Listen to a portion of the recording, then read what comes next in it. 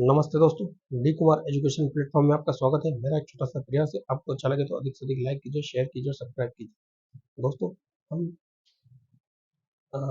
2018 में आयोजित माध्यमिक शिक्षक की परीक्षा हुई थी, जो कि मध्य प्रदेश में उसका अंडर पेपर है। उसका हिंदी का 26वां क्वेश्चन देखते हैं आज दोस्तों। दोस्तों, ये एक गद्यांश है, तो माफ कीजिए दोस्तों, गद्यांश है। तो इसको हम पढ़ेंगे और उसके बाद इसमें आंसर ढूंढेंगे। इस हिंदी के बाद सोशल साइंस के क्वेश्चन स्टार्ट होंगे।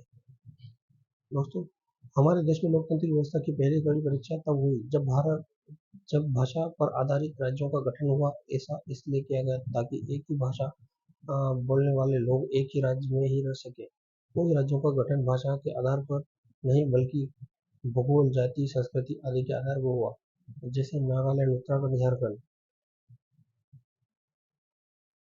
भारतीय संघ की दूसरी परीक्षा थी, वहाँ भी भाषा नीति थी। वहाँ की भारतीय संघ की दूसरी परीक्षा थी, वहाँ की भाषा नीति।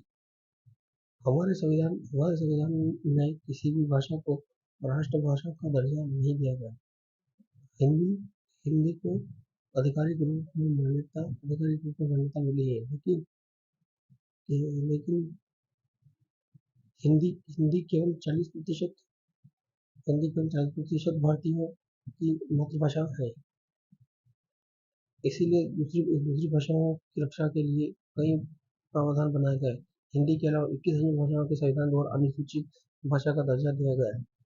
आज़ादी के बाद अधिकतम समय में हिंदी को गैर हिंदी क्षेत्रों में थोपे जाने की कोशिश नहीं की गई। केंद्र और राज्य के रिश्ते केंद्र और राज्य के बीच रिश्तों का पुनर्गठन से हमारी संघीय व्यवस्था को और बल मिला। आज़ादी के बाद एक लंबे समय तक भारत के ज्यादातर हिस्से में केंद्र और राज्य में एक ही पार्टी की सरकार हुआ करती थी। इन दिनों भारत में कांग्रेस की मोनोपोली चलती थी। इन दिनों में केंद्र सरकार अक्सर राज्य सरकार के अधिकारों की अवहेलना करती थी। राज्य सरकार द्वारा जरा सी भी स्वग्रहिता दिखाने पर कई राज्यों पर राष्ट्रपति शासन लागू कर दिया जाता था। 1989 में केंद्र में गठबंधन सरकार का दौर चला।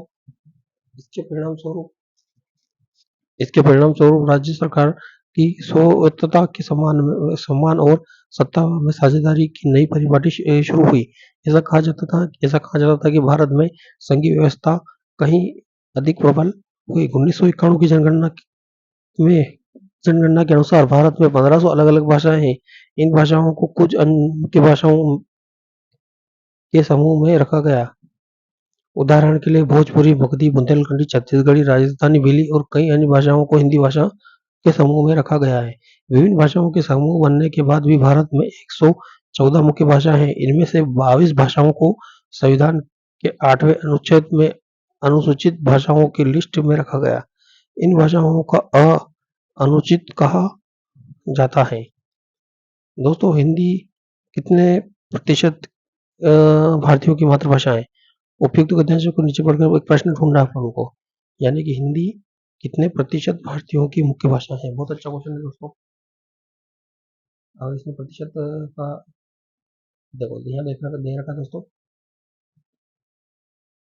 यह हिंदी केवल 40% भारतीयों की मातृभाषा है, यानी कि इसमें आएगा दोस्तों 40।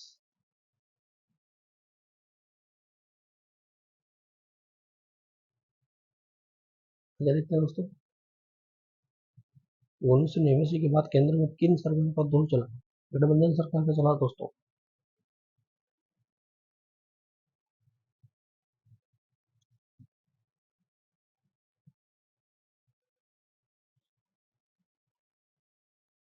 विभिन्न भाषाओं के समूह बनने के बाद भी भारतीयों में कितनी मुख्य भाषाएं हैं? 140, यानी कि विभिन्न भाषाओं के समूह बनने के बाद भी भारत में कितनी मुख्य भाषा है? 140 मुख्य भाषा है दोस्तों।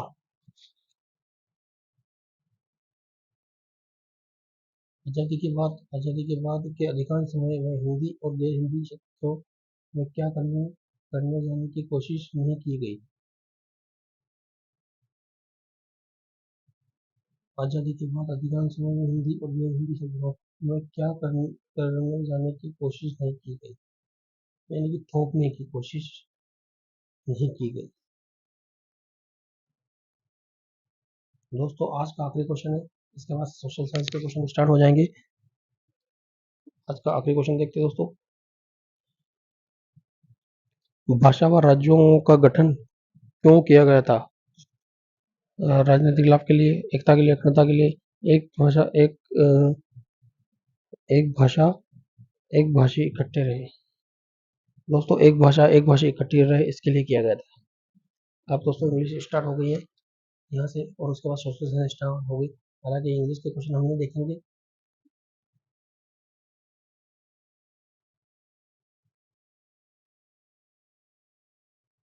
इस क्वेश्चन के बाद ये सोशल साइंस स्टार्ट हो गई दोस्तों। दोस्तों सोशल साइंस के क्वेश्चन हम अगले वीडियो में देखेंगे। मेरा एक छोटा सा प्रयास है, आपको अच्छा लगे तो अधिक से अधिक लाइक कीजिए, शेयर कीजिए और सब्सक्राइब कीजिए। दोस्तों भगवान आपको खुश रखे।